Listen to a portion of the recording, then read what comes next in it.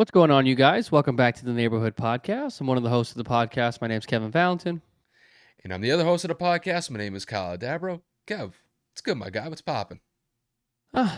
Just a normal Wednesday. We're recording a day early. Thankfully, my partner was off.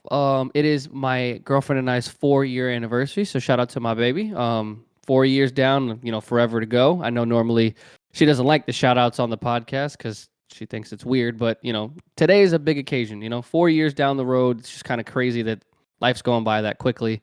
We got a whole ass dog together, but she don't live here yet, so I'm putting you on the spot. It's gonna get there. We're gonna be there. But we're recording early, so we got some plans this weekend. I took the rest of the weekend off, got to get some stuff done. But again, happy that you're off today and we're flexible enough to get this done a day early. Oh, yeah, for sure. And I mean, obviously, I got to throw out a little bit of congratulations to my guy and his girl being able to make 4 years. It's off to a good start. And hopefully, it leads to a little bit more than just, 4 years. So Hell yeah, definitely shit. could be a lot more years on top of. Churchill and I share the same anniversary. I know. It's hilarious. Like And a yeah, and he and Amber, they just tied the knot, like two couple months months ago? ago. Yeah. Yeah, So it's crazy how time flies, bro. So 4 years Ryan, I'm caught trying to me. be like you when I grow up, bro. I tell you what, though, that'll be you. That'll be you and her potentially in that position. You know, hopefully it works out that way sooner rather than later. Shit, But I ain't dating her to hang out. I'll tell you that much. exactly. But no, like I know we're recording a day early, but Kev, I know we got a lot to talk about because we got a action-packed week 15. We also have some OBJ news as well. So, ready to dive into these topics? Oh, but of course, we got a packed agenda for you guys. And with us recording a day early, we actually get to cover the full premise of the Thursday night game before it even happens. So that's exactly where we're going to start off today. First step is going to be the 49ers and Seahawks, the battle for the NFC West. Obviously, San Fran is 9-4, Seattle is 7-6. At one point, we thought Seattle was going to run away with the division. Now it's looking like San Francisco is about to do the complete opposite and take the division away from them. So we'll see how that game goes on. I mean, if the Seahawks want to win this title, this division title, should I say, they have to win this game. This is absolutely must win for them. And if San Fran wants to remain high and tight on the NFC West, I almost literally forgot the division. This is a must win game for them. So this is absolutely must see television. Going into the next game, another division game, which is going to be huge. Dolphins, Bills rematch. Last time these two teams faced off, it's like 100 degrees in Miami. Now it's going to be the complete opposite in Buffalo. Freezing cold temperatures in December. And of course, at the end of the day, now Buffalo is leading the division. So we will see how that transpires as well. Then you go into the next game, which is going to be the surging Lions against the faltering Jets. Mike White survived multiple, what I would consider assaults in today's NFL, and is probably expected to play with the bruised or cracked or fractured or whatever injury he has. I mean, the man took for those of you that watch wrestling, he took 2 Goldberg spears right to the rib midsection in that game and came back and played multiple times. So we'll see upon his availability. And then, of course, Jared Goff is playing some exceptional football over the course of the last 5-6 weeks. So we will see how they combat that New York Jets defense. Moving on into the next game, which is going to be not necessarily a big game, depending on what fan you are here, but we have these surging Bengals going up against the struggling Buccaneers. The Bucs got embarrassed last week against the 49ers, losing 35-7, and the Bengals beat Cleveland last week in a division matchup, improving their record to 9-4. So then, of course, Cincinnati's trying to once again take control of the AFC North, but Baltimore won last week, so they are also of the same record, and Baltimore has the tiebreaker who beat Cincinnati a couple months back. So the Bengals need to win to try to collapse, or should I say, collect that division title. And then the Buccaneers, they're still winning their division as well, so we will see how that transpires in the NFC South. But for them, this is a must-win game because they have to at some point take control of winning that division if they somehow do, because Carolina is right on their heels as well. So we'll kind of see how that transpires as the rest of the season goes. And then the infamous tie game. The Commanders and the Giants face off again, this time in Washington. We will see how that goes. Obviously, both teams are 7-5-1. So, I mean, at this point, it's just a matter of who's going to give and who's going to win to take at least a wild card spot in the NFC. We know that the NFC East is probably going to go to either the Cowboys or the Eagles. So the Giants and Commanders are strictly competing for a spot in the playoff. At least I hope that they are, because at this point, if they're not, I don't know what it is that they're doing. But the Taylor Heineke is looking to bounce back after the bye week. And of course, the Giants are looking to rebound after that embarrassing blowout against Philly. So we have plenty of games to cover. And then we're going to talk about Odell Beckham Jr. So Odell Beckham was rumored to be ready and cleared by the December timeline in terms of he was medically cleared by the end of November, but he was looking to sign for somewhat in December to play the final 4 to 5 weeks of the season.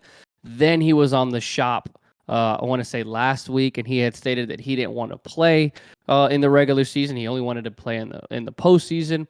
And then when he had his meeting with the Cowboys, Jerry Jones revealed that they feared that he wasn't going to be ready until sometime in January, which means that he wasn't going to be able to play in the regular season anyway. So it's looking like Odell Beckham's camp is their word is looking to be a little bit inconsistent, to say the least.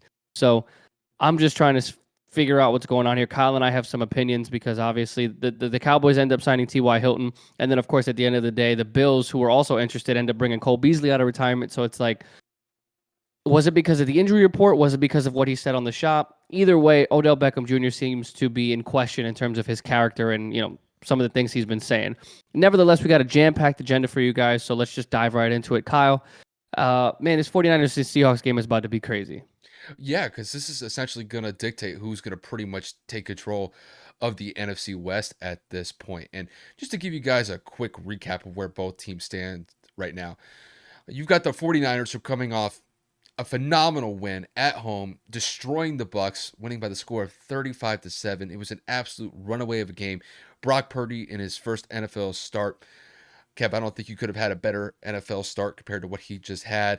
I believe he only had 5 incompletions in that game, and also Christian McCaffrey got involved as well. He just overall, the 49ers just handily defeated the Bucks in every way, shape, and form. And then when you kick it over to the Seahawks are faltering a little bit. They've lost 3 out of their last 4 games. They've had some tough losses at home recently. They had an overtime loss to the Raiders a couple weeks back, and then they lost to the Panthers at home this past week. And they're looking to bounce back and try to get some sort of groove to get on the win column and potentially try to make a fight for this NFC West divisional title. But I'm just going to be bluntly honest here. I will say that Seattle's got an uphill battle, and I would definitely say that the 49ers have the edge right now. But this game is going to take place on Thursday night. It's actually going to be a pretty compelling Thursday night game as far as I see it. And honestly, I just kind of hope it lives up to expectations that we have for it. So, Kev, to kick this one to you, we've got the 49ers and the Seahawks duking it out on Thursday night. Who do you think is going to win and why? To me, this isn't even a close decision. Seattle's had their opportunity to take control of this division on multiple occasions, and they just fell short multiple weeks, back-to-back games. I mean, however it is you want to analyze their situation, and San Francisco has taken the best or made the best of their situation. So you go and you look at it, 9-4, 7-6, record speaks for itself. But the 49ers have gone through something that the Seahawks are not, and that is a multitude of quarterback injuries. Trey Lance to start the season, Jimmy Garoppolo 2-3 weeks ago, and now Brock Purdy's sitting there, Mr. Irrelevant, third-string quarterback, and he's finding ways to score the football in ways that it looked like Jimmy Garoppolo and Trey Lance weren't able to do at a consistent clip, is what I'm saying. Jimmy, again, I'm always going to be a Jimmy defender, but it just looks like the offense flows just a little bit better with Brock for whatever reason. And, you look at the slate, San Francisco's on a 6-game win streak. They beat the Rams, they beat the Chargers, the Cardinals, the Saints, the Dolphins, and the Buccaneers. And, technically, if you were to look at it because of the way that the Chargers are sitting at this moment, the 49ers beat 3 playoff teams because the Chargers are looking in or in the bottom half of the bubble of the wild card, whichever you want to look at it. But the Dolphins were, of course, at the time, first place in their division or tied with Buffalo, and Tampa's winning their division. I know that they're struggling, but again, the fact that they are still a division leader makes them a playoff team, so that's why I say what I say. That defense is just playing lights out. In their last couple of games, against the Bucks, they allowed 7 points. Against the Dolphins, 17 points. The Saints, 0. The Cardinals, 10. The Chargers, 16. The Rams, 14. They have not allowed a single opponent within this win streak over 20 points, or even to touch 20 points. The defense is lights out. They're firing on all cylinders. This is not going to be a close game, in my opinion.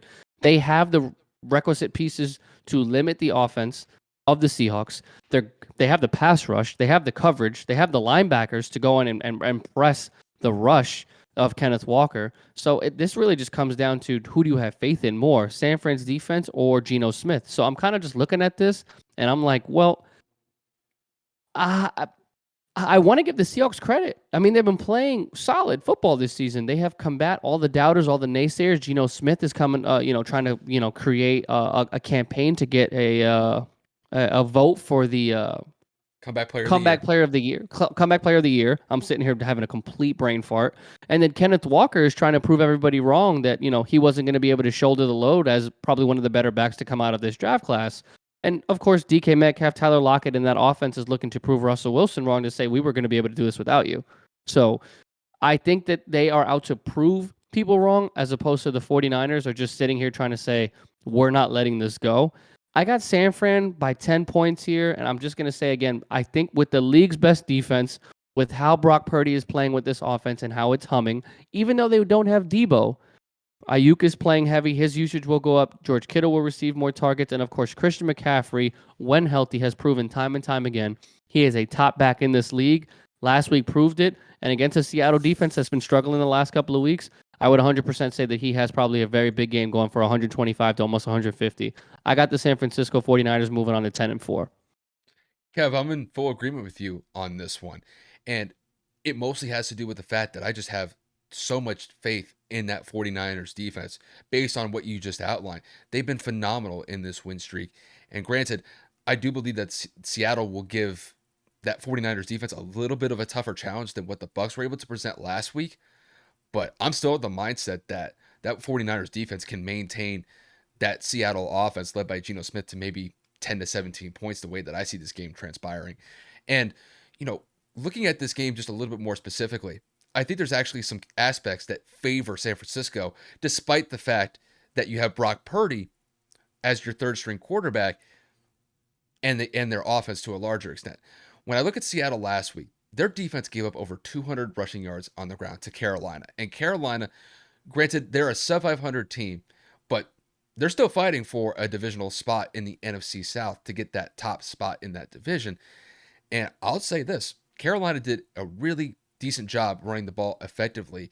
And to me, it was one of the biggest deciders from that game against Seattle last week. And then you kick it to the 49ers. The 49ers have a great rushing attack. The 49ers consistently over the last, I'd say, 4 to 5 years have had a great ground game.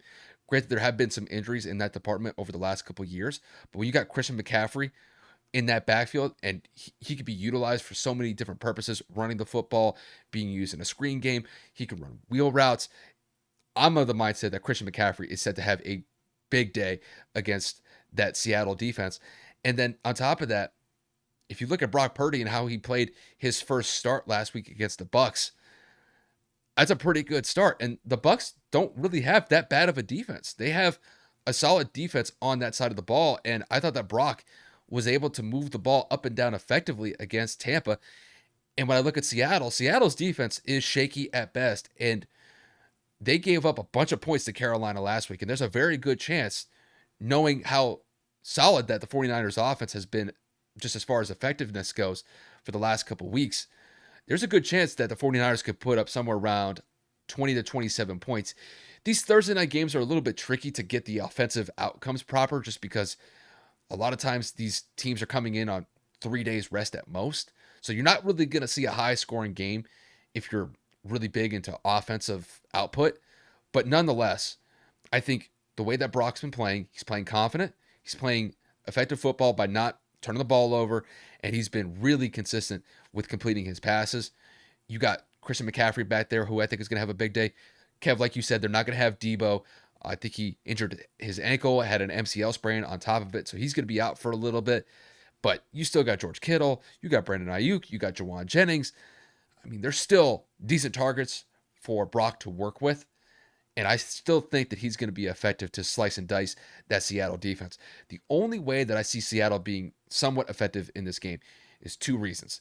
If Geno Smith is able to be effective against that San Francisco defense, which I think is highly doubtful because I think that 49ers defense, they're playing with a little bit of an extra chip on their shoulder because they know that the offense could be mired in a little bit of incompetence because they have a third string quarterback.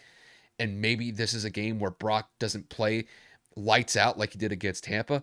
So I think they're playing with a little bit more swagger than usual.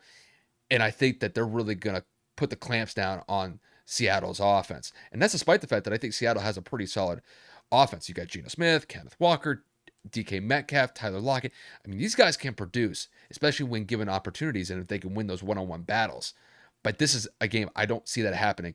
And then the other way that I could see Seattle potentially winning this game is if they really make this a dogfight. If Seattle's defense can slow down the 49ers offense, maybe force a couple turnovers and convert those turnovers into points, maybe they can make this a game and make it really like an ugly type win when it's all said and done. I just don't see that in this one. I think that 49ers defense is going to get after Geno Smith. I wouldn't be surprised if Geno Smith gets sacked somewhere around 3 or 4 times in this game. I think Geno's probably going to throw an errant pass or two. So there's definitely some opportunities for the 49ers to get some turnovers. And I think if Brock is able to just be viable like he was against Tampa, viable is kind of disrespectful. He was more than that. He was great as far as I saw it. If he can play at that same standard going against Seattle this weekend, or not this weekend, on Thursday, then I think they'll be fine. As far as I see it, I got the 49ers winning this one all day. Kev, I'm pretty much going to be in the same ballpark as you. I think that the 49ers win this one fairly comfortably by about 7 to 10 points. If I had to put a score on it, I'm going to say that the 49ers win by the score of 24 to 14. I really think that the 49ers defense is going to be the pivotal force here. And I think they're able to force those turnovers, give Brock the ball with a nice field to work with. I think that they could take advantage of it. So overall, I think San Francisco gets this one pretty soundly. And as far as I see it, Kev, this win would essentially clinch the NFC West as far as I see it. Seattle had an opportunity a couple weeks ago to really take control of this division. They faltered over the last month by losing 3 out of their last 4 games. And I think this is another one of those situations where it's in their hands, but I think they're going to fall short just because they just don't have the pieces here to be able to go up against that 49ers defense. And that's no disrespect to Seattle. Seattle has great pieces to work with. It's just that 49ers defense is something else. That is a Super Bowl type of defense. And if they play like this, San Francisco could find their way not only to an NFC Championship game, they could screw around and potentially get to a Super Bowl. That's how good this defense is, and it is not to be trifled with. So I think I pretty much sung my praises about the 49ers with this one, but overall, I got the 49ers winning this one pretty handily on Thursday. Yeah, I mean, I don't really have much to rebuttal. That defense is ridiculous. It's swarming. It's aggressive. It's fast. It's quick off the ball. Coverage has been great. So, kudos to, D'Amico Ryans, a former NFL player, big-time linebacker, to take the reins of this defense and just make it great again. I'm not to say that it hasn't been good over the past couple of seasons, but with injuries, personnel changes, there has been a lot left to say about this defense, and it looks like he's revitalized them to just kind of like wake up and say like, yo, do y'all realize who you are? Mm-hmm. Because on paper, at every position, they have stars. So it's not surprising that they are this good. And, as the season progresses, this is what you expect from a defense like this, to be running on all cylinders. Injuries are going to happen no matter what, but they're getting healthy at the right time. And I think that just speaks volume again to the coaching staff, getting them ready and prepared for these moments. Yeah, I think D'Amico Ryans is probably going to be someone that's going to be going after a head coaching job this offseason, because I think he's definitely earned that praise at this point. Whether he gets it or not, we'll see. But based on how effective this 49ers defense has been, I think that he'd be a good candidate if there's some open head coaching vacancies that would probably open up probably towards the end of the year. So who knows, Kev? Maybe the Colts move on from Jeff Saturday. Maybe D'Amico Ryans potentially gets that head coaching spot. Don't do that. Leave me alone. I have to suffer enough in silence. Leave me alone. I'm just saying that could potentially be one particular Maybe. head coaching vacancy. I'm just going to leave it at that. But I mean, overall, I think the 49ers got this one wrapped up. I agree. I just don't see how Seattle can win this game outside of the 2 scenarios I had it with their defense locking down Brock Purdy and the 49ers offense. And somehow you have Seattle's defense. Well, you have Seattle's offense going up against that 49ers defense, which I just don't see happening. I think that 49ers defense is just too good to work with. And like you said, in that win streak, they haven't given up over 20 points, and they've gone up against better offenses in this stretch. I think it's going to be a pretty easy case with the 49ers in this one. But I will say, Kev, they got to play the game, and we have been known to miss on our picks. So yeah, I'm just saying, like, anything can happen. But I think any given Sunday, bro. This is a Thursday. Thursday Oh, in this true, case. true. You ain't wrong. Any I any I given any given NFL game, whatever. bro, I wouldn't have been surprised if I like said in that segment this weekend instead of tomorrow, because I completely forgot that it's a Thursday game. But oh well, if I make a mistake here or there, it is what it is. It Uh, happens. But this s- game, speaking of mistakes, we got a quarterback who's been making a little bit more mistakes than he has compared to a large portion of this season, and that was Tua Tagovailoa. And he's going to be a point of focus in this next game that we're going to cover. We got the Dolphins going up against the Bills on Saturday night. This is going to be a Saturday night game that's going to take place at 8:15. This is going to be a primetime game. And I will say, just from a divisional aspect, this is going to be one of the best AFC East matchups that we'll have for the rest of the season. Just to kind of give a recap of where both teams stand right now, you got the Buffalo Bills sitting at a 10-3 record. You got the Miami Dolphins sitting at an 8-5 record. The Dolphins have been lackluster the last couple of weeks. They got absolutely spanked by the 49ers about 2 weeks ago. And then last week, going on the road, they've had this West Coast trip the last couple of weeks, and they had a pretty bad loss to the Los Angeles Chargers last week on the road. So 2 losses in a row. They've really struggled to put up points. They've only scored 17 points in both of their last games. So they're definitely looking to get a little bit more offensive output. And then when you look at the Bills have been consistent the last couple of weeks. They're on a pretty good win streak here. They're at the top of the division, and they've actually extended their divisional lead at this point. And I will say, if they end up finding themselves on the win column here, the AFC East, as far as I see it, is pretty much going to be wrapped up just because the Jets are too far behind, and the Dolphins are really the only team who have a shot to potentially take the AFC East away from the Bills. But we'll just kind of leave the game for where it's at. Kevin, I'm going to kick this one to you. We got the Dolphins going up against the Bills on Saturday night. Who do you think is going to come out on top and why? I got the Bills just because the Bills have been playing good the last few weeks. I know that they had a tough fought game against the Jets, but the Jets have a better defense than the Dolphins. And Tua's been faltering lately. Against the 49ers, he had 3 turnovers. Last week against, I was about to say San Diego, but I didn't. Against the Chargers, he just could not get it going from the field. It just completely looked inaccurate, out of sorts, out of rhythm. The pass rush was able to get to him. So, I mean, Tua just looks like he's unraveling at the seams after we gave him all the praise in the world as the season progressed and as the Dolphins kept being, I don't know, one of the better teams in the AFC. I mean, I would consider they were relatively solid at 8-3 because they're on a 2-game losing streak. At 8-3, I thought that they were going to be probably the AFC East favorite as Buffalo was just kind of waking back up. But it's been the complete opposite. They haven't been able to run the ball. The defense hasn't been able to stop anybody. Tua has looked off. And I mean, as an entire cohesive unit as a team, the Dolphins just look out of whack. I don't know if it was the 49er game that snapped them into this mindset, or it kind of like scared them into, oh shit, when we play good teams, this is what's going to happen. But they just do not look good at all. And on the Buffalo side, Josh Allen doesn't have to do too much. They're running the football a lot more, and their defense is finding ways to create turnovers despite not having Von Miller. So, I mean, the Buffalo Bills kind of woke up from their little slump a month ago, and they are realizing that they are one of the better teams in the AFC. They also have to understand that they have an MVP candidate in Josh Allen, but that coaching staff needs to also understand you can't put him in harm's way. Whether that's lessening his touches running the football, whether that is focusing more, emphasizing on giving your running backs more carries, they need to understand that balance is successful, play action is successful, and that playing good defense, keeping the ball away from the other team is going to be the best formula to get victories in this league. In this case, got to get Tua rattled. In this case, you're going to have to limit what Raheem Mostert and Jeff Wilson are able to do on the ground. And then, I mean, you just have to attack that secondary. They have not been able to really stop much. I mean, Justin Herbert had himself a day. Brock Purdy had himself a day when he played in his freaking debut.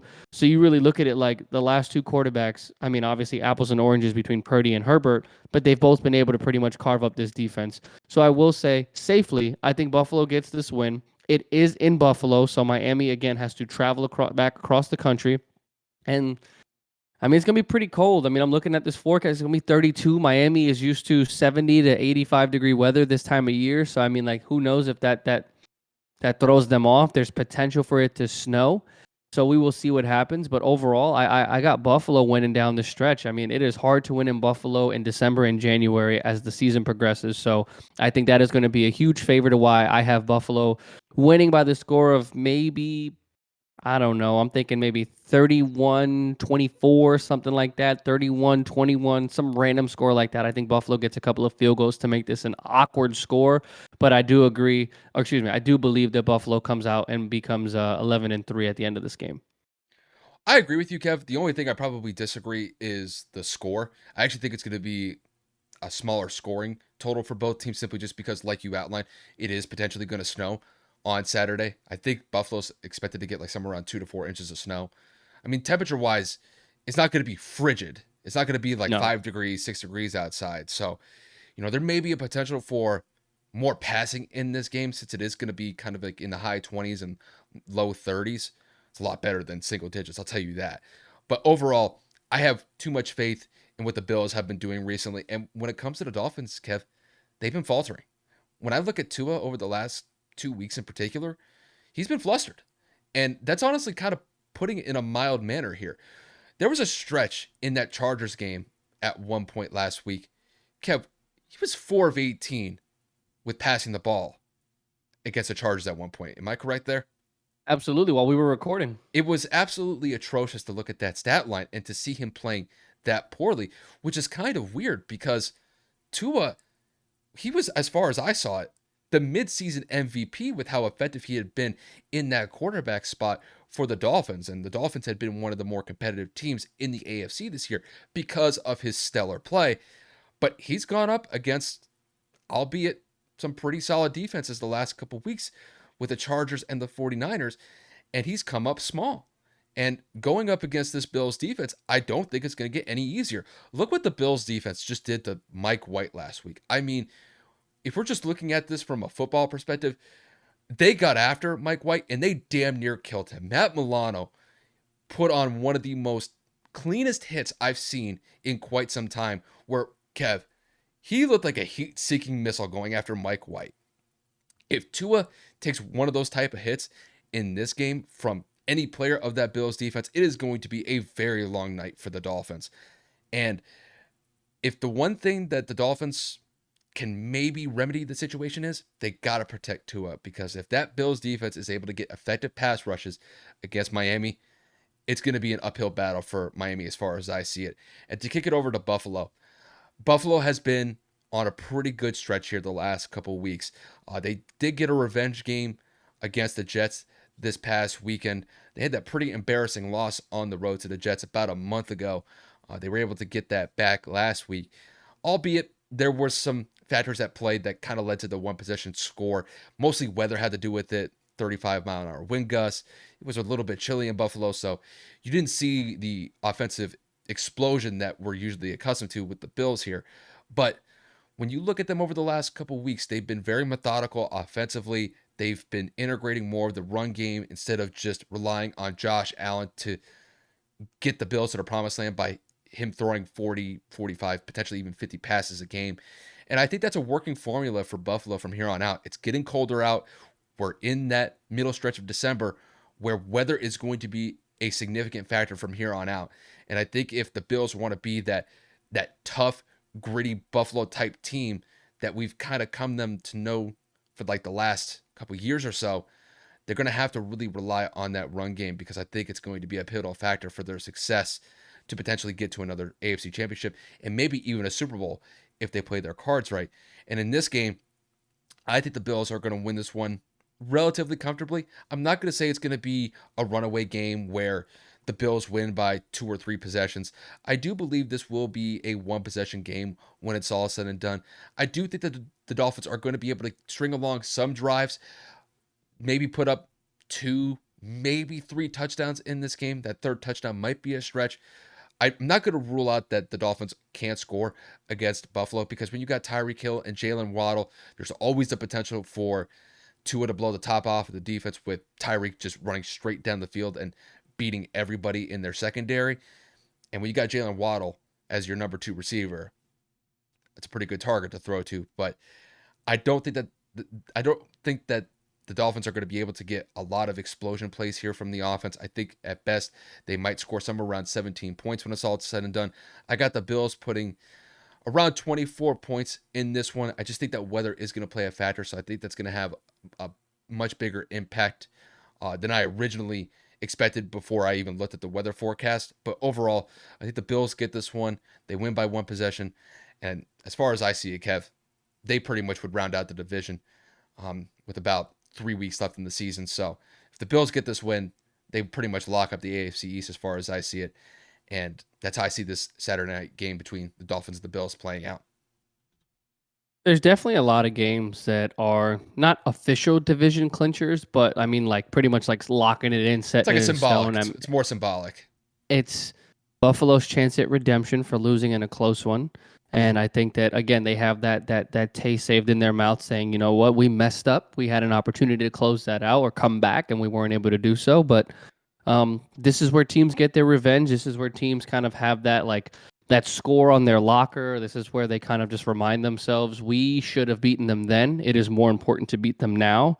And it's why you love divisional matchups later in the year, because when you have your first two games kind of like within the first 8 weeks, it's like, I love it when the schedule favors to have it early on in the season, whether that's weeks 4 to 7, and then at the end, like weeks 12 to 17. It's just like, oh shit, you messed us up a few weeks ago, a few months ago. Now Mm-hmm. it's like, the division's on the line in this Yep. case. So I guarantee you both teams are definitely coming into this game and saying that we have no room for error. There is not there is not an excuse. There's nothing here. This is what it needs to be. If Miami's playoff hopes are to stay alive, their division title hopes are to remain alive, this is a must-win game. And for Buffalo, I know that it's not a must-win game technically, but this is mentally, we're not getting swept by this team back-to-back time, like back-to-back games. No shot. I mean, we may not see it that way as far as the Bills are concerned, but I guarantee you, those guys are locked in right Oh now. And yeah. it's like they got to take advantage of the situation. They have a great opportunity here to essentially clinch that AFC East if they get that win on Saturday.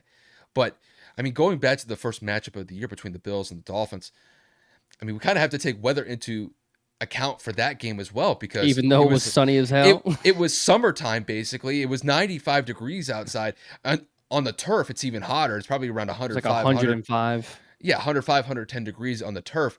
And by the end of the game, I know the Dolphins won that one, but at that point, it was really just an attrition battle because when the clock hit zeros, both teams, I mean, just from a personnel perspective, they just dropped to the floor because they were just utterly exhausted. Guys were cramping up, and it wasn't just Buffalo players cramping up, it was Dolphins players cramping up. So, granted, that was early in the season, and granted, the Dolphins got the win in that one, but I think the weather, just with the heat in that game, played a huge factor. And I think with this one, it's going to be the antithesis as far as the heat. This is going to be the cold, it's going to be the snow. I think this game is going to get a little bit gutter. It's going to be a little bit grimy. And I just favor Buffalo since they're used to that type of weather anyway. Miami's not. I think they have the advantage in this one. And Kev, I think the one thing that we've always honed in on with Buffalo, they have to run the ball more effectively. This is one of those games where weather's going to be a factor. This may not be the game where you have Josh Allen go out there and throw the ball 40, 45 times, but maybe you get probably 25 to 30 running attempts. I think this is a great 100%. opportunity for him. It's just, will they do that? Because as far as I see it, if they're able to form and establish that well-rounded offense with Josh Allen throwing the ball when he needs to and the run game working effectively, that team's going to be unstoppable because that defense is just as good as any top defense in the NFL. The only one I'd say is probably a little bit better is San Francisco, but the Bills' defense is no slouch by any stretch of the imagination. Absolutely not. So I think this game is going to be a good one. I think it's going to be competitive, but I think the Bills get this one in a relatively close one. After this, we've got the Lions and the Jets game. Kev, I may have screwed up the order in the way that we were going to kick each game to each other, so I apologize if I kicked you the last two. You're fine. Hey, it's all good. I will happily provide you with this one, if you don't mind. Go right ahead. Floor is yours, bud. So Detroit, a team we have talked about over the course of the last few weeks, surging a game away from being 500, playoff hope still alive. And we're talking about the New York Jets, who were competing for an AFC East title just basically a month ago, and now they have faltered their last few games, and they're 7-6. Both teams fighting for their own respective differences. Detroit's fighting to get to 500. New York is trying to stay above 500 and still compete in this division. So I mean, I feel like this is going to be the battle of two organizations looking to change the narrative that they've had over the course of the last decade, if not more. So Kyle, between this game, between the Jets and the Lions, who do you have coming out on top and why? I'm going to go with the Lions on this one. They've been the more consistent team. And granted, they do have to go on the road to New York to play the Jets. But I think they have the pieces to be able to pull off this road win and get to a 500 record. When I look at the Lions over the last couple of weeks, Kev, they're one of the best teams just within like the last 5 to 6 weeks. Granted, I know there are better teams out there with better records. But as far as offensively is concerned, with the production that the Lions have been able to establish with Jared Goff as a quarterback, they've been extremely effective. They just came off of one of their biggest wins this season, beating the Vikings fairly handily. And granted, those are one of those divisional games. It can go either way. The Lions know the Vikings pretty well, but the way that they beat them was pretty sound. And it's really one of the first time that I think the Vikings have been humbled this year, outside of maybe the Eagles game that took place on a Monday night earlier in the season. And I think that momentum that the Lions have at their back, I think that's going to carry them here. And I think the one thing that we have to look forward to with the Lions, there's one component of the defense that I want to focus on here. They were able to get 2 fumbles off of the Vikings last week. And that's something that I think is going to be absolutely pivotal here for the Lions. If the Lions can be able to force turnovers against this Jets offense, I think that's going to be critical. And the one issue that popped up with the Jets going up against the Bills last week was the Jets had some fumbles. And they had, I think, one fumble in particular from one of the running backs at one of the most inopportune times in the fourth quarter when they were driving to either get into the red zone or they were already in the red zone. So if the Lions can be able to force those turnovers against the Jets and get the ball back to Jared Goff, I think that Goff can be able to lead those offensive drives down the field to put some points on the board. And not only that, I think the Lions have a really solid cast of targets to be able to throw to here. Obviously, you got Amon-Ra St. Brown, who's been one of the biggest productive receivers that we've seen for Detroit all year. They've got DJ Chark. They've got Jamison Williams, who's their rookie wide receiver who just came from Alabama this past draft. He got his first touchdown last week. And it just seems as if overall the Lions offense is running and gunning. They're putting up 25, 30 points consistently. And I think that they're in prime position to get this win here. I will say, though, it is going to be tough going up against this Jets defense because the Jets, the one thing that they've been known for this year is having a stingy defense. And granted, there have been some games that they've lost this year, but it has not been because of the defense. The defense has largely kept them in these close losses that they've suffered. And last week was one of them. They only gave up 20 points to the Bills last week. And the Jets offense was only able to put up 12 points in the process. And that's really been the biggest issue with the Jets this year, is that their offense, while it is young and there's potential and promise with them, there have been times where they've just fallen short and they can't produce to put up 20 to 25 points consistently. And the one thing that I have to focus on with the Jets here, can they protect Mike White? Because Mike White basically took a heat-seeking missile from Matt Milano last week, one of the linebackers from the Bills, cracked a couple of his ribs, had to end up going to the hospital after the game to potentially deal with some internal injuries sustained in that game. And I think that's going to be a huge point of emphasis when it comes to the coaching staff with the Jets, Robert Saleh especially. You're not going to be able to win if you can't protect your quarterback. So that's one focus for the Jets. Also, I would like to see if they can run the ball effectively. I know they had some fumble issues last week with their running back department, but I don't think that they should lose hope and just solely rely on Mike White to get them this win by passing the ball 30 to 45 times.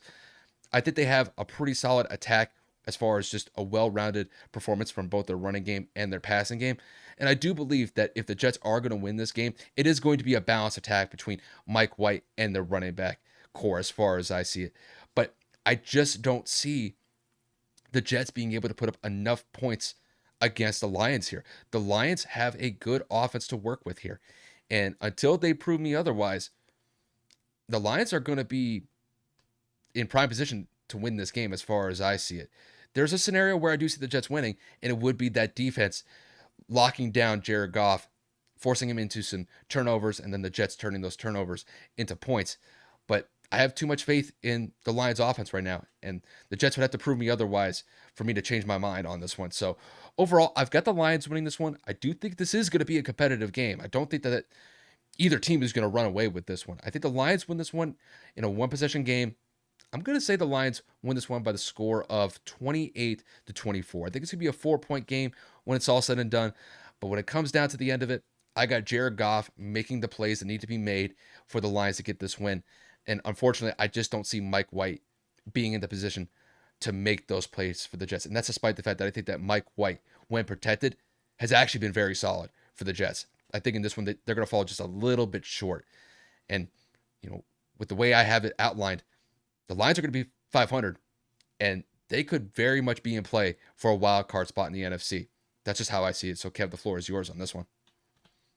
If Mike White was healthy, I would pick the Jets. But the fact that he took such a beating, and that was only a week ago, obviously now it's earlier than a week, but by the time the game happens, it's going to be a week. I would 100% say the Jets because I feel like Mike White is going to give them the ability to expand the field.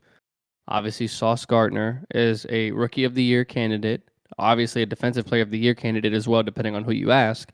But because the quarterback position is up in the air, Mike is expected to play. However, if he gets hit one time hard enough, he's done. Either that's an immediate visit to the hospital again, or the Jets are going to just have him on the sideline for a while, maybe even shut him down for the year, because we're talking about multiple rib injuries, again, depending on what the actual doctors said within internal injuries. I don't even know if he should be playing this week. And if Zach Wilson comes in, I have no faith in him to do anything. So again, because of the injury to Mike White, because of Detroit being hot, I'm going to go with the Lions and Jared Goff's exceptional play.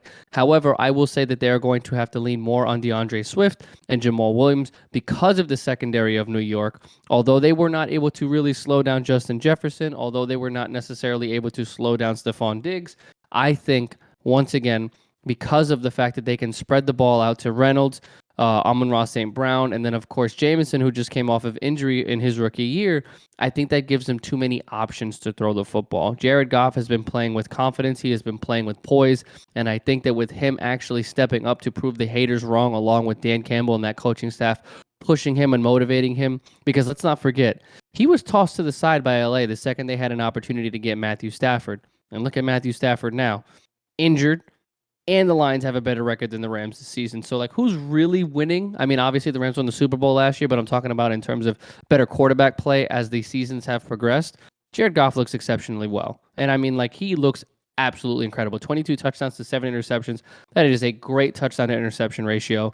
And aside from that, the offense is playing at an exceptional rate, while at the same time, the defense is playing at a phenomenal pace, whether that's taking the ball away, pressuring the quarterback, or just creating turnovers. So I'm going to go with Detroit. I agree with Kyle completely on the score. It's going to be a tight one. 28-24 seems completely reasonable to me. I know New York is going to be home, so I will give the fact that New York is going to be home, which is why I will give the margin of victory to be like 3-4 points. If they were in Detroit, this may be not a blowout, but I think this would be anywhere from a 7 to 10 point game, because I think those Detroit fans are starting to get rowdy at the right time.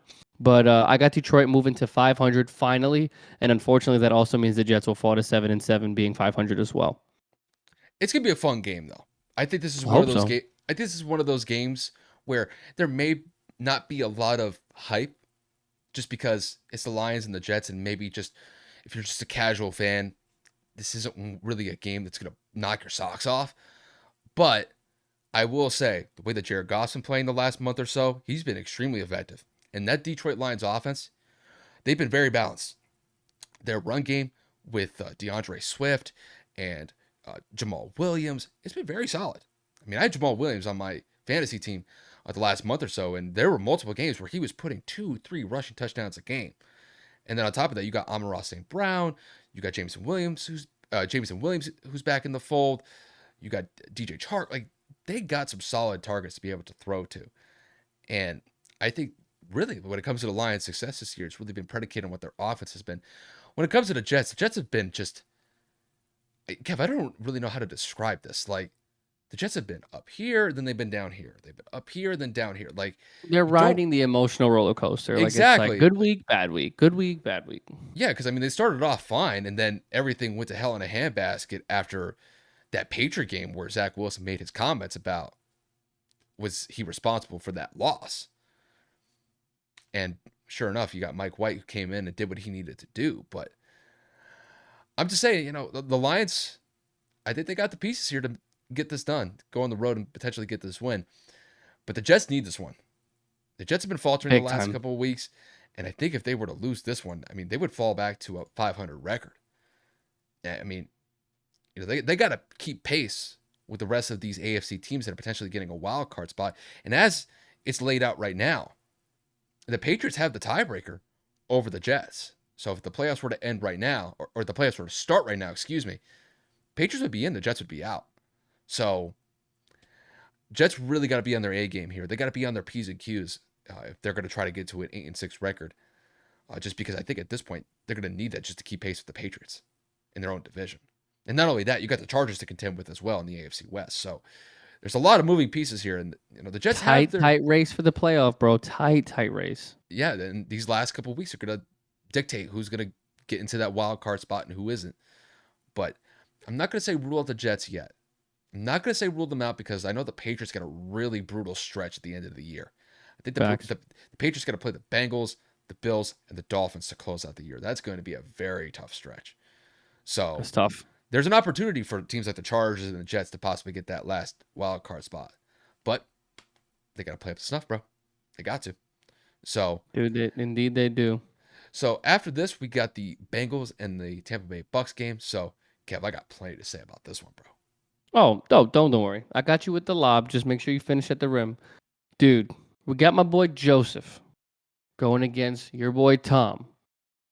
Battle of battle of the freaking quarterbacks right here because we all know that Tom Brady, 45 years old, still playing at a crazy rate. However, the Buccaneers have not been able to show it with injuries, struggles at the offensive line, defensive ineptitudes. I mean, you name it, the Buccaneers have just been through it this year, and they were embarrassed last week. So I think that they are looking to rebound from an absolute shit show last week. And then the Bengals, they're riding high. 4 or 5 game win streak right now. Joe Burrow's playing at an MVP level. And then, of course, they are looking to secure, once again, their division, as we mentioned earlier, competing with the Ravens. So in this matchup, Joe Burrow versus Tom Brady, who do you got and why? Okay, I'm going to go with your boy. I'm going to go with Joe Burrow in this one. I've got no faith in Tom right now. And that's no slight against how he's played the last couple of weeks. It's just offensively, the Bucks have been a dumpster fire this year. They struggled to even score 20 points. And when you look at the last game that they just played against the 49ers, Kev, it was 35-0 at one point. They were getting blown out. And I understand that the Bucks offensive line has had their issues. Tom hasn't been as good this year compared to years past. But I just have no faith in this Bucks offense to be able to score enough points to get this win. It's one thing if you're scoring 20, 25 points and you're falling short in that regard. Kev, they can't even get out of the teens. I mean, some games they can't even crack out of the single digits when it comes to their offensive point totals. And until they put more points on the board and they start stringing along some drives where they're not just settling for field goals, they're actually scoring touchdowns, the Bucks are going to be a subpar or mediocre team as far as I see it. And with them going up against the Bengals are one of the hottest teams in the AFC right now. And you could even say in the NFL to a larger extent. I mean, Joe Burrow, they had a nice bounce back win against the Browns last week, simply just because in the first matchup that the Bengals played against the Browns earlier this year, the Browns smacked them. The Bengals gave up 30 plus points in that game. Jacoby Brissett looked amazing in that game, and Joe Burrow and that Bengals offense couldn't get anything going. But really, since that loss, the Bengals have turned it up a notch. They've beaten some great teams along the way. They had their biggest win a couple of weeks ago against KC in a really close battle. But when you can knock off Patrick Mahomes and the Chiefs, that just really kind of goes to show how effective they've been the last couple of weeks. And going up against the Bucks in this one, I think they have plenty of opportunities to get some points on the board. Simply just because I think that Bucks defense is going to spend too much time out there on the field because the Bucks offense isn't going to be able to get third down conversions to string some drives along. And I will say, when it comes to the Bengals defense, I think they're going to be able to effectively lock down this Bucks offense to around 10 to 14 points, because the Bucks have just shown me time and time again they cannot be trusted to get 20 points plus. And I understand they got the GOAT. I understand they got Mike Evans, Chris Godwin, and some other pretty solid receivers. You could also add in Julio Jones there as well. But I think the Bengals could hold them to teen-digit numbers. And I think as long as Joe Burrow doesn't turn the ball over and gives Tom Brady ample opportunities to cash in off of those turnovers, I think the Bengals win this one fairly comfortably. I think there's a very good chance that the Bengals could put up somewhere around 20, 25 points. This isn't a game where they need to put up 30 points plus and they have to win in a shootout to get this dub on the road. I don't see that happening. I think as long as the Bengals get somewhere around 20 to 25 points, I think that'll be more than enough to win. And I think, when you look at Joe Burrow, you got Joe Mixon in the fold, you got Jamar Chase, T. Higgins, Tyler Boyd. They just have the targets to work with here. And I think, Tampa has a pretty solid defense. Last week it didn't show because Brock Purdy just basically blew them apart. Christian McCaffrey tore them up on the ground.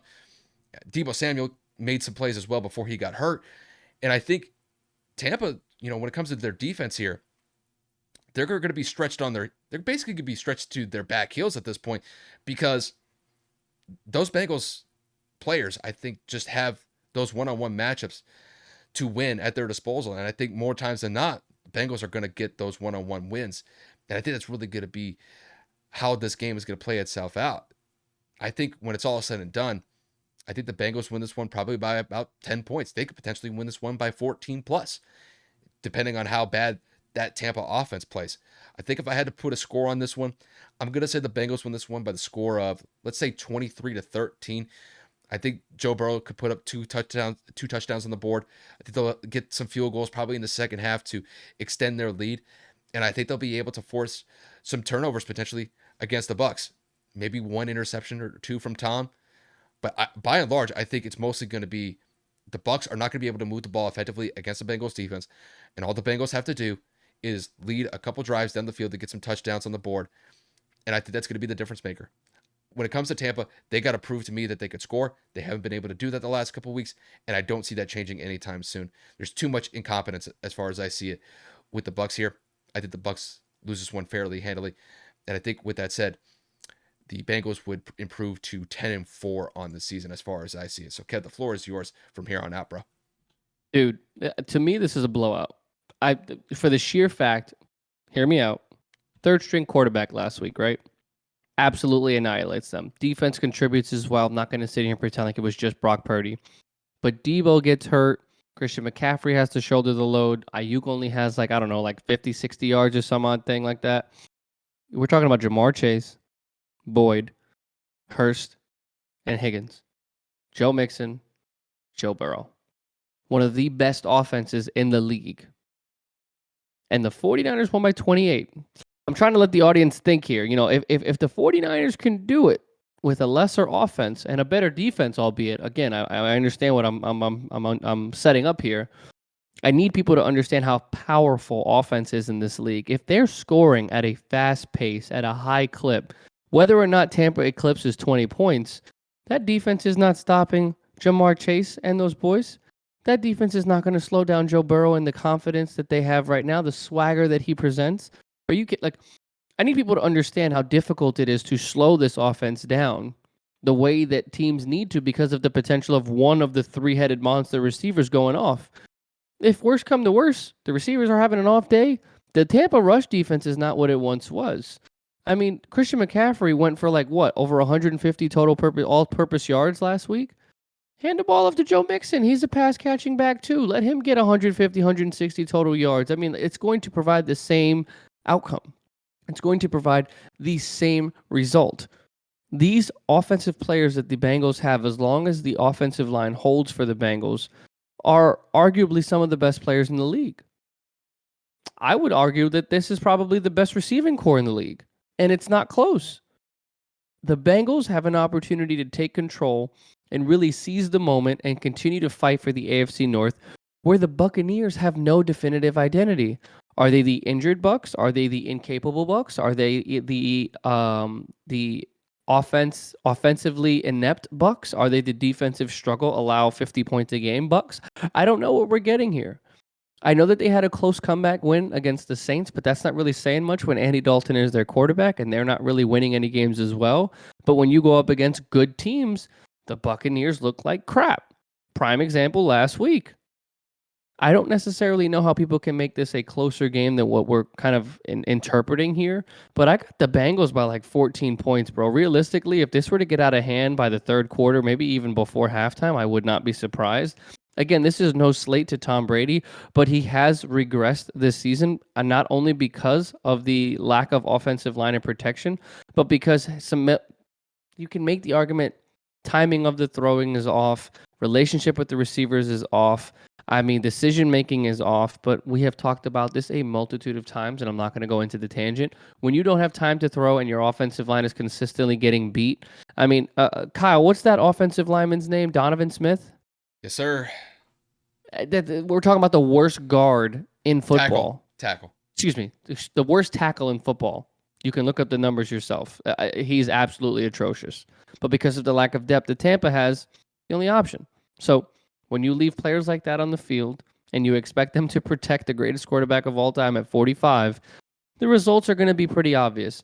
So I got the Bengals winning in a blowout fashion, probably somewhere along the lines of maybe even 35, 38 to like 14, 17 points. I really do think that this Bengals offense is too high powered, and the Bucks are going to have to force it down the field, and that's going to create turnovers and problems for Tom.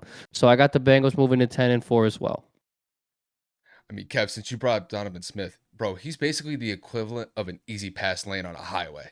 I mean, you might as well just let him just drive a car through the lane because, bro, he can't guard anybody. And I know I'm flaming Donovan Smith here. Bro, he's atrocious. Rightfully so. I mean, for those that don't know what an easy pass is the equivalent of a sun pass. It's just the same thing, but down up north. Through. Keep driving through. You don't stop. Exactly. You don't stop at a toll. You just keep on driving. No, Kev, here's the thing. Has Tom played good this year, or has he played well this year? No. But I've been watching their game specifically over the last couple of weeks or so.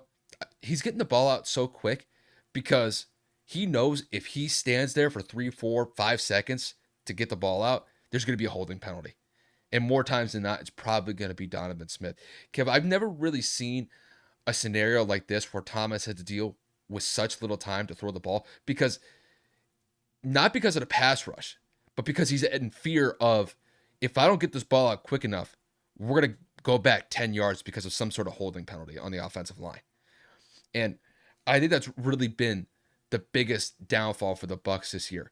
Granted, Tom can be better. I'm not going to miss that point entirely. But when you look specifically at why a lot of these receivers are running 4, 5, 6 yard routes, it's because the offensive line can't protect anybody. And really, like when you look at the offensive line this year compared to last year, there was so much change on that offensive line this past offseason. And then when you have Ryan Jensen out for the year, he's essentially the captain of that offensive line. You could tell that they miss his presence. Not only that, they lost Tristan Wirfs has been out of the lineup here and there. Alex Kappa is playing with I think he's playing with the Bengals right now. So he gets to actually run it back against his former team. And then Ali Marpet retired this past offseason. So they've really had a changing of the guard on the offensive line this year. I think it's had a detrimental effect for the Bucs as a whole. And Brady is justifiably frustrated. I was actually watching a clip of him this past weekend. I mean, granted, they were going to lose that game just because the 49ers are nice. But he's on the sideline trying to rally something for that I saw team. that clip today while I was at Miller's. Like, it was just like him getting everybody, we're not giving up. Do you want to give up? Do you want to stop fighting? I saw that. And you could look at the coaching staff. They're not doing anything as far as putting some sort of emotion or energy into the team on the sideline. Yeah, they look like they're just showing up, going through the motions, and they'll just live with the results. It's a bad look on Todd Bowles, bro. I can't even front. I'm not saying this has anything to do with that, but I mean, this is not the same team that Bruce Arians led last year, albeit they have not had the same success when it comes to keeping people healthy. But in prime examples like that, where Tom Brady has to basically wake the entire 53-man roster up by himself at age 45, I would say that's not good if your coaches aren't ripping into you after the performances that they were putting out over the past couple of weeks. So I agree with you completely. It's a bad look on Tampa overall for sure. Yeah, and the thing is, I think it's very easy just to assume that this is a clear sign of Tom Brady regressing, basically like he's falling off the cliff. I still don't see that. I think this is mostly just internal issues offensively with the offensive line, the timing issues not being there because the whole offense, I think, Kevin, it feels like the whole offense is being compressed because Yeah. they have very limited time to work with because this is a night and day difference from last year. Tom threw 40 plus touchdowns last year. And you're going to tell me 1 year is going to make the difference? I highly doubt it. I think by and large, this is just a consequence of the major shift on the offensive line. So, and guys dealing with injuries, getting dinged up left and right. I mean, that just kind of comes with the territory. But no, the Bucks are they're in trouble, and there's no guarantee they're going to win the NFC South. Hell Saying no. that, Not the way, bro. Carolina's out here competing. What are they, 5-9, 5-8, whatever the hell their record is? Bro, and it's they ridiculous. They and were they supposed to be tanking for Bryce Young. They're doing the opposite. and they smashed the Bucks in the first matchup this year at Facts. home. So Bucks definitely got to play up to snuff here because there's, like I said, they're potentially at risk of not even making the playoffs. They play their cards right, bro, or they don't play their cards right, I should say. But with that said, we are going to round out the last game that we're going to cover for Week 15. It's very sad that we're already at Week 15, Kev. I know we're only 3 weeks away from the end of the regular season, but man, I just can't believe it just flies this fast. I know we could have said this at the top of the episode, but it's like it just You keeps don't you on don't going. want to talk about it. I know, but at the end of the regular season comes the playoffs, and we'll be Yes, giddy as hell for sir. that. Yes, So, sir. but before we close out the games here, the last one we're going to go over is going to be an NFC East battle that has some huge playoff implications as far as I see it. We've got the New York Giants and the Washington Commanders running it back for the second time this season. The first time these two teams met, we had the Giants and the Commanders tie. Can't believe I'm actually saying they tied in the first matchup. I believe the score was 20-20 when the game came to an end. And as of right now, both teams stand at a 7-5-1 record. This game takes place in Washington, and I will say both of these teams need a win to just get one leg up on the competition and potentially fight for an NFC wild card spot when the playoffs roll around. So this game has major implications as far as I see it. So Kev, to kick this one to you, we've got the Giants and the Commanders going at it in an absolutely pivotal NFC East battle this weekend. Who do you think is going to come out on top and why? I have to go with the Commanders as much as I want to pick the Giants, man. I try to give them the benefit of the doubt week in and week out because that is the home team. But let's remember the Giants started off 6-1 this year. Their record currently is 7-5-1. You can do the math yourself. That is not good over the last 6 weeks of the season. They do not look like they're firing on all cylinders. They look inept on offense at certain times. Their defense gives up big plays over the top certain way. I mean, when they're on the field as much as they are because the offense isn't able to keep the ball. I mean, like anything else, aside from their pass rush, they're just going to continue to falter. Daniel Jones has regressed as the season has progressed. And obviously, as the Giants play from behind in some of these games, Saquon Barkley's efficiency is going to drop down. His total yards are going to drop down, and his, obviously his ability to play the running back, with him already being hindered with a shoulder injury that he suffered a couple weeks back, if not a couple months back against Green Bay. It's just not a good look for the Giants, man. They're also a team that has been riddled with injuries at multiple positions, whether that's the defensive line, offensive line, the wide receiver core, the secondary, you name it. The Giants have pretty much suffered every injury that you possibly could at every position outside of the quarterback. Knock on wood for Daniel Jones, not trying to bring any bad juju. But, I mean, Daniel Jones has 12 touchdowns and 4 interceptions, and we're going into week 15. That is less than 1 touchdown per week.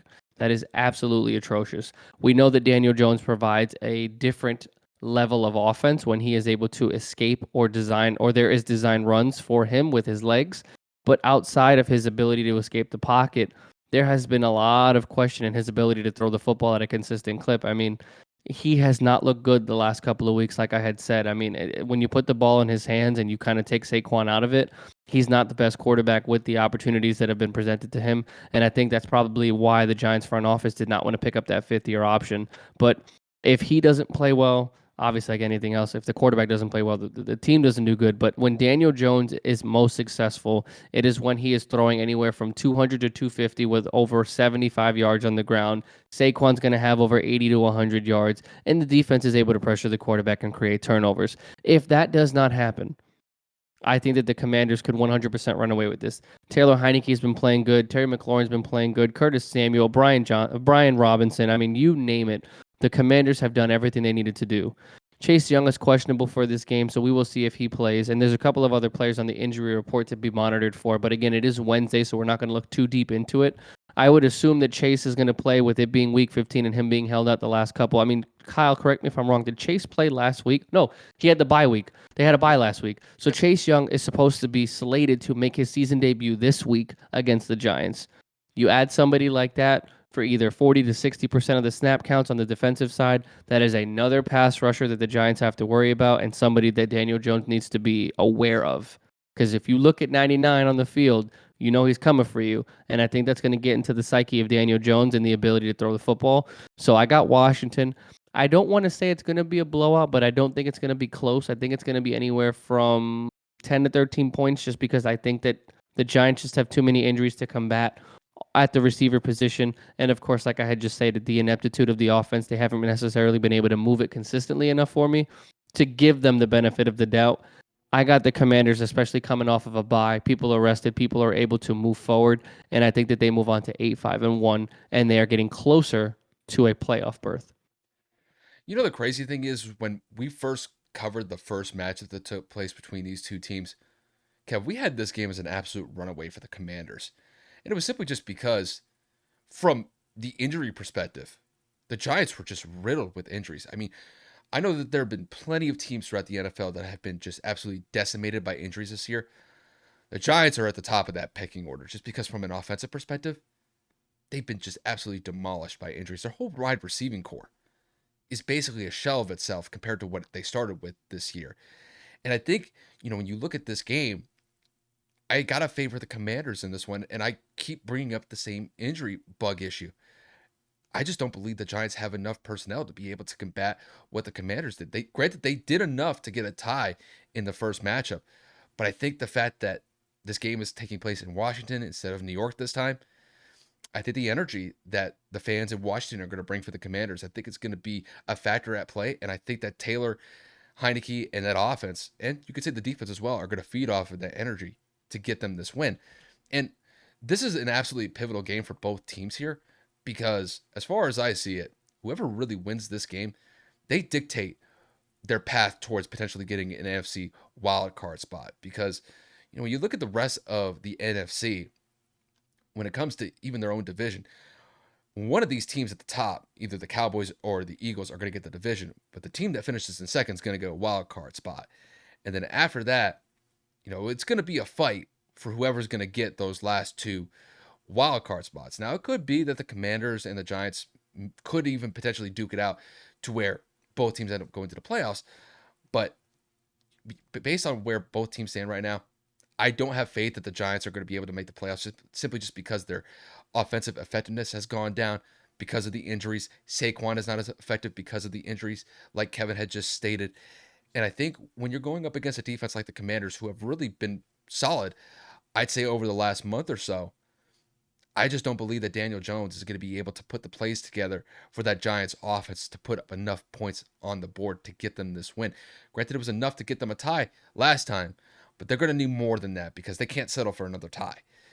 And then to kick it over to the Commanders, Kev, I'm with you. I think that Taylor's going to be able to lead this offense to put up enough points on the board. I'm not saying he goes out there and throws for 300 to 350 yards passing.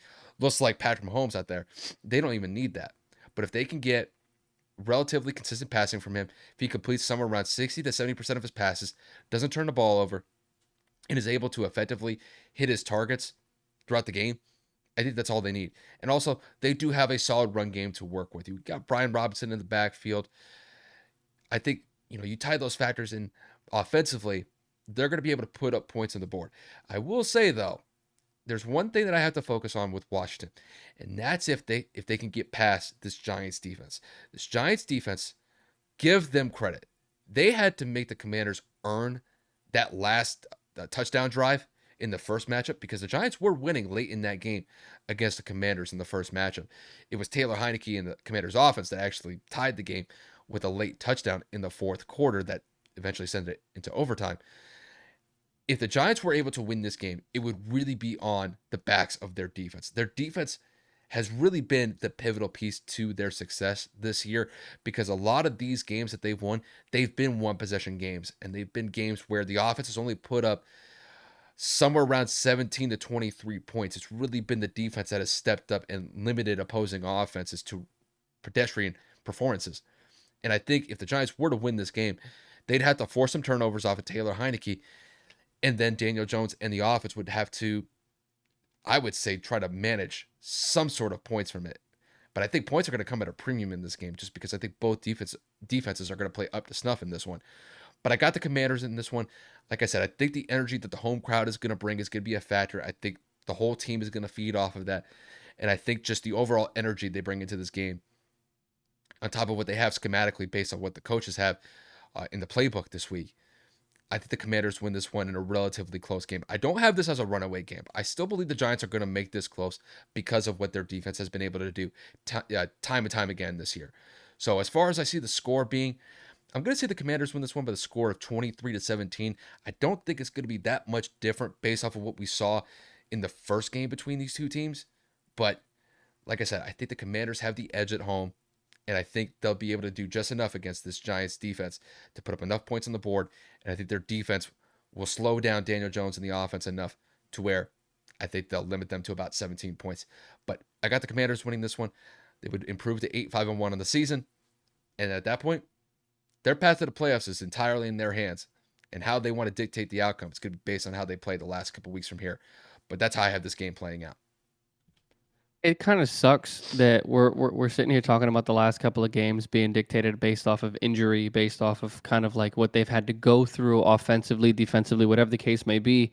And it's like, damn, if, you always want teams to be healthy so they can kind of go at each other at their fullest capacity. And with this division being as competitive as it has been over the course of this season, you want them to, give it their all. But it's just so difficult when you talk about the Giants, because they've, like I said in my points, and in my analysis, they've been hurt at every position. I know we talked about Tampa.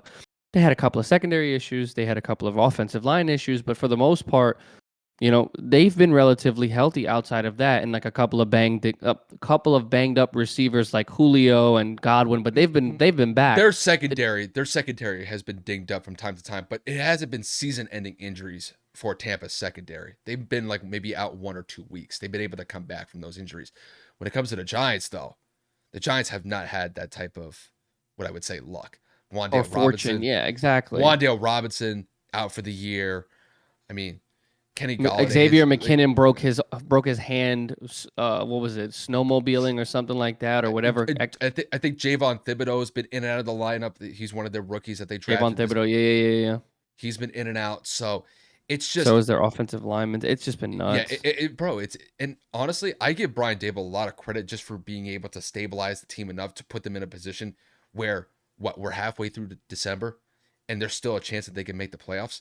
But it's just like, when it comes to injuries, bro, I mean, it's the extent and the significance of these injuries that have just put the Giants in a tailspin the last couple of weeks. Like you said, they started off the season 6-1. And I would say that Brian Dable was up for Coach of the Year based on the first half of the season. But even coaches know, if you just don't have the pieces out there because of injuries, you got to mitigate it as best as you can, but you're never going to be able to slow it down. You're never going to be able to stop it. So Facts. I think the idea of, seeing these teams at full potential power, I mean, at this point in the season, it's just not going to happen, because it doesn't matter which team you're on. In some way, shape, or form, a lot of these guys are dinged up.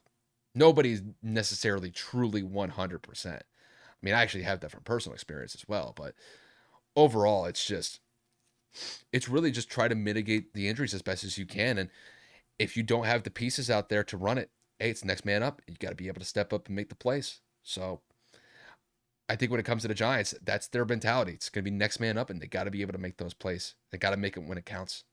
So, Facts. But I think, with the Giants, it's going to be an uphill battle for them. So, and I know they're the home team for you, representing New York, but I got Washington in this one, bro. Yeah, I agree. And I mean, we're talking about the Giants. It's kind of like a perfect segue into the conversation that we're going to close it out with.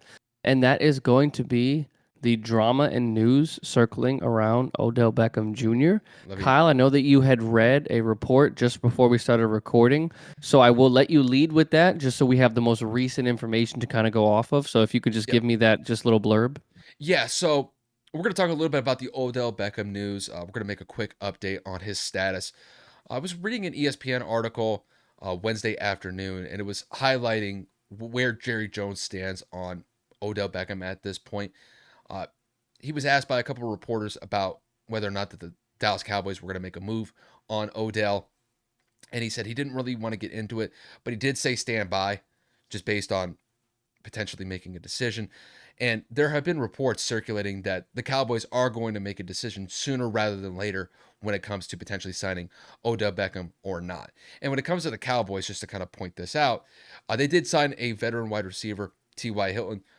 Obviously, he's been best known for his tenure with the Indianapolis Colts, but they're going to kick the tires on T.Y. Hilton.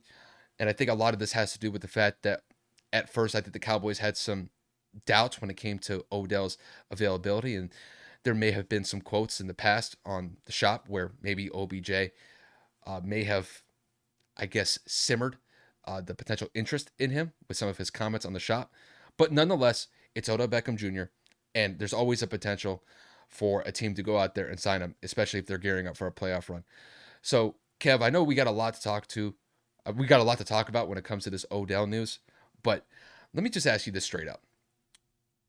In light of Jerry Jones essentially saying stand by on signing Odell or not, do you think that Odell is going to be signed by some sort of playoff team for the rest of the season?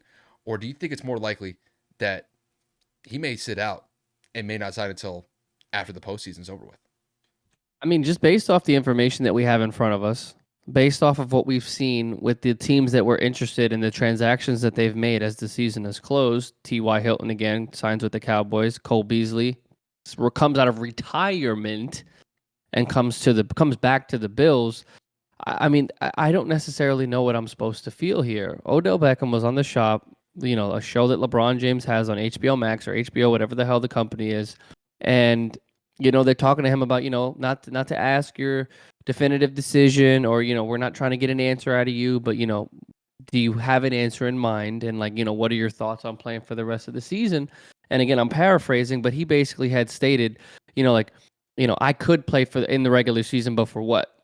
Like I started my career and I had such a bad playoff performance. The biggest thing I wanted to do when I went to LA was to break that narrative, and I did. And everybody saw what I could do in the playoffs.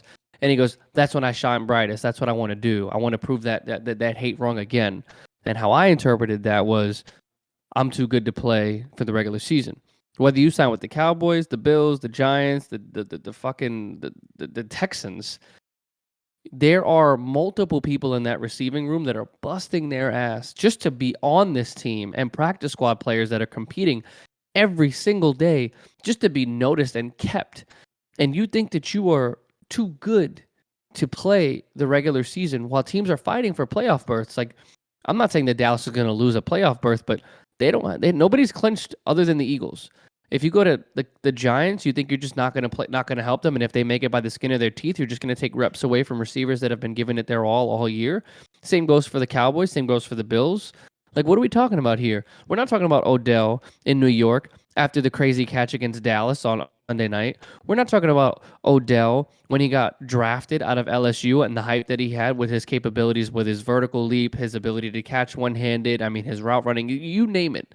We're talking about Odell after 2 ACL surgeries and a broken ankle surgery. We're talking about Odell coming off of his second injury to the same leg.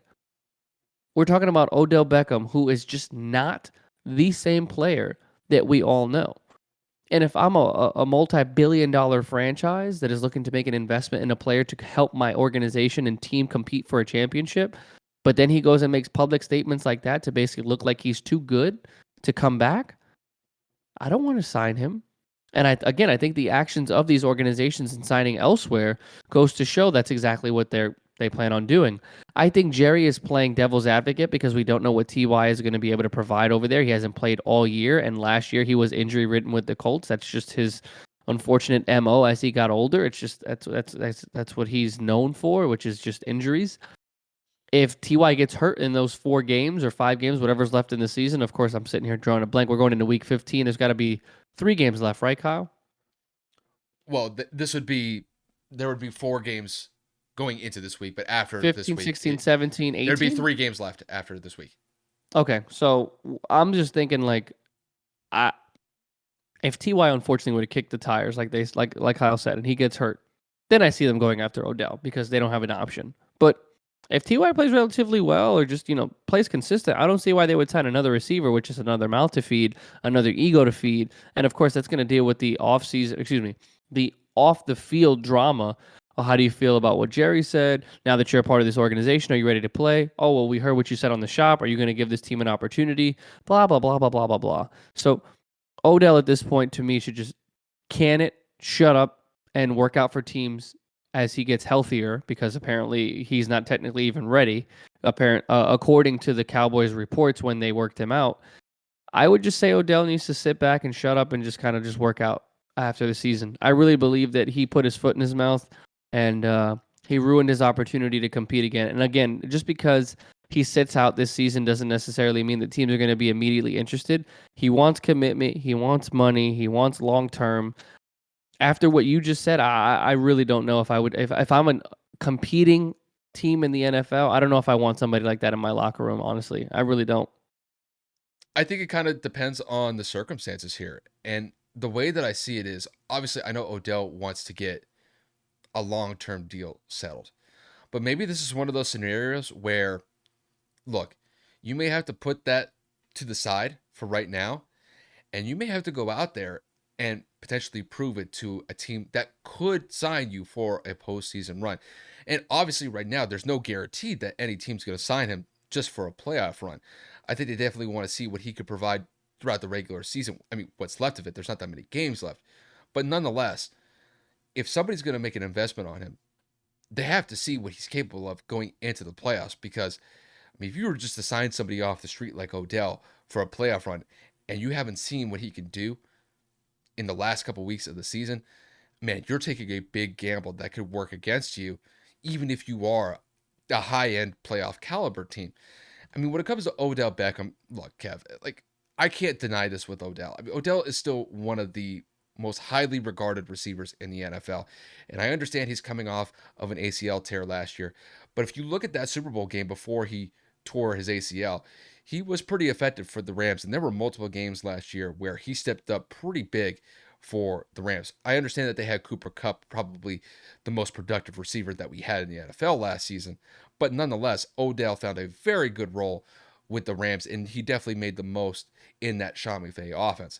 But I think when it comes to this year specifically, we don't have a lot of time to work with here. And if teams are not 100% sold on the idea that you're available and healthy to basically hit the ground running with a couple weeks left to go, I think teams are going to be hesitant to sign you. That's why you see Dallas signing T.Y. Hilton instead of OBJ. You had Cole Beasley unretire, and he is going to play for the Buffalo Bills for the rest of the year.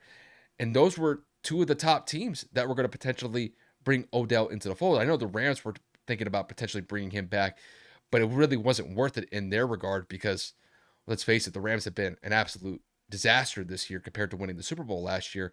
And there's no reason to bring somebody like that into the fold if it's not really going to mean anything to set up for a potential postseason run.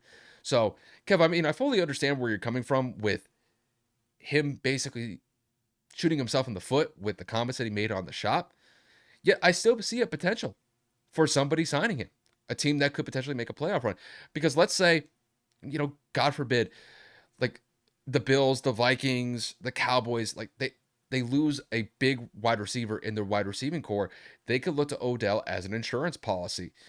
Granted, it's a risk, but at that point, if all bets are off and you got to fill that void somewhere, you may look outside and look for Odell services, and you may potentially look past some of the things that he said and maybe even some of his injury history.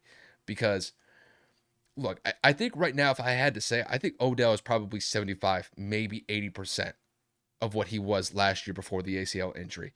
And granted, I know there was a lot of optimism a couple weeks ago that Odell was going to be potentially on his way to be playing for the Dallas Cowboys, and Dallas just wasn't really sold on the fact that he was fully back from that injury yet. And we don't know whether or not that Odell is actually at that NFL conditioning speed where he can play a consistent amount of plays out there on the field, or I would say a significant amount of the plays to be more precise. So I think when it comes to Odell and whether or not that he's going to play this season, I think it's becoming more likely than not. He's just not going to play. And I think a lot of this just has to do with the fact that teams just aren't sold on the fact that he's fully back from the injury. And I don't think they're going to be comfortable with potentially signing somebody if they don't have the assurance from him that he's fully healthy and ready to rock and roll as soon as he's signed on the dotted line with the contract. So, but just to kind of round this thing out, I'd say more likely he's probably not going to play for the rest of the year. And that probably includes a postseason run. However, I do not rule out the possibility if one of these teams going into the playoffs loses a receiver, they'll get on the phone, call Odell's agent saying, hey, we got a situation. We may need to look to him to bring him into the fold. I mean, at that point, Odell would have to put to the side about potentially doing this for a long-term deal. He'd have to go out there and earn it once again. But I think that's one of the only scenarios that I see him coming back on the field this year. It would basically be a backup option or an insurance policy if somebody were to go down for one of these teams that are going into the playoffs. It's the only way I see him coming back this year. I mean, I don't put it past that happening. I mean, we're talking about the end of the season. Injuries happen, as we've talked about a multitude of times. So I won't rule it out either. But I mean, again, I'm disappointed with Odell. It looked like he kind of came back down to reality in LA and he kind of like calmed down. The arrogance had faded away. He became humble. And then you go and you say what you said on not national television, but I mean, you said it publicly and you knew that that was going to be streamed all over the internet. So, I mean, you basically said it nationally. It, again, for me personally, it leaves a bad taste in my mouth. I cannot imagine an NFL GM looking like, oh, you literally just said you were willing to do whatever it takes to like, get back on the field and you want this long-term commitment, but you won't play for us when we need you to solidify a playoff. You know what I'm saying? Like it's not a good appearance. I want to make just one quick rebuttal to that. I think when it comes to the NFL GMs and really just the front offices as a whole that are potentially looking at Odell, I think they put probably more of an emphasis on the health of the player. Of course. I mean, But I'm saying it doesn't look, help. It's contributing. I understand that, but when it comes to controlling what players are going to say, there's not much you're going to do about it if they're outside of the facility anyway, if they're not signed with a team. So you just Yeah, kind of but have why to would I roll. sign you though? If What I know you're not going to give me the regular season, why would I sign you? which is a fair thing to say, but That's what I'm saying. I think that mostly has to do with the fact that they're not convinced that he's healthy yet. I think whatever he says is it is what it is. I think when it comes down to it is they're going to look at his health injury or his injuries and say, "Hey, you good to go?" Because if you're not, we're not going to waste our time. You can say whatever you want. It doesn't really matter to us. But can you go out there and be ready to go because you're healthy? I think that's what it really comes down to. True. I don't think teams are looking at Odell because he said something on the shop and they think, "Oh, like this is potentially somebody that's going to go against our culture. Like this is somebody that could be a distraction in the locker room." I think we're kind of past that point with Odell. I think when it comes down to it, in this specific instance, I think it just comes down to, are you healthy or are you not? It's that simple, whether or not they're going to sign him. Clear So cut and concise. I yeah, agree. and that was really what I think Jerry Jones was kind of outlining a couple of weeks ago because they were fully in on Odell, and then they brought him in, and they kind of came back a little bit more hesitant because Kev, I was in the mindset that he was going to get signed by Dallas after Thanksgiving. We even Yeah. put out we put out a YouTube video about that where we even put in the title, he's going to be a Cowboy after Thanksgiving. Didn't work out that way. So, but time will tell. And Kev, you never know. Some wide Absolutely receiver goes not. It's the down. NFL. Some wide receiver goes down. I'm telling you, Odell's going to be getting calls if that were to happen. I think I everybody knows agree. that. No. If an injury happens, he will definitely get phone calls and he will get interest again because it's going to be out of desperation, not because they want him. But we'll see how that kind of transpires. But I mean, overall, that's going to wrap it up tonight. Mm-hmm. Again, we are recording a day early out of the flexibility of my partner. So, take what our predictions with a grain of salt. Injury reports will not go final until Friday evening, if not Saturday. So, we're making this off of what we have in front of us. Hmm. And at the end of the day, we're just doing what we can to provide content for you guys as consistently as we can. Growth has been exponential on every platform. So, again, thank you so much for whatever it is that you guys are doing, liking videos, commenting, interacting with us on TikTok, Instagram, whatever. We are just eternally grateful for the success that we've had this year alone. I mean, it's just been absolutely incredible. And I'm not going to speak for Kyle here, but I'm blown away with how many people are just interested in what we have to say. Just two random guys talking shit about football, which is what we do no matter what every day. But I mean, I'm just having a great time, and I'm just grateful to be on this platform.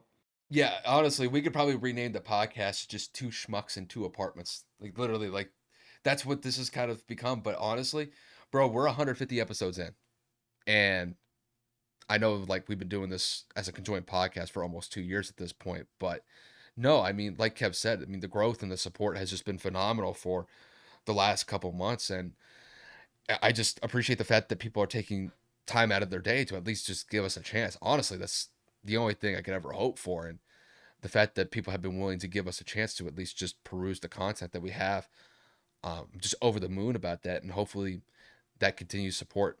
Obviously, continues for the rest of the year and going into 2023. But no, we got plenty. We got plenty of content for you guys to roll out over the next couple of days. So definitely stay tuned for that. 150 episodes, my guys. So almost halfway to 200. Well, actually, we're more than halfway to 200, but only 50 more to go until 200. So we definitely locking and loading. So I know We're the gonna be all right. 2022 is coming to an end, but I think we're setting up for a pretty solid 2023, if you know what I mean.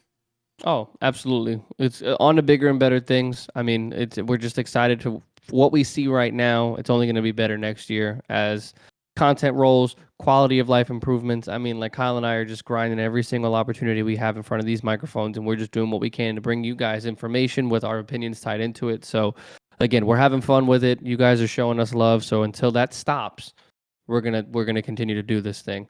But again, to kind of just round things out, thank you guys for the support. Again, no matter where that comes from. And we will see you guys again Sunday. I can't believe it's already literally, we're talking about Christmas being next week. So we will see you guys again Sunday. Yes, sir. Take it easy, you guys.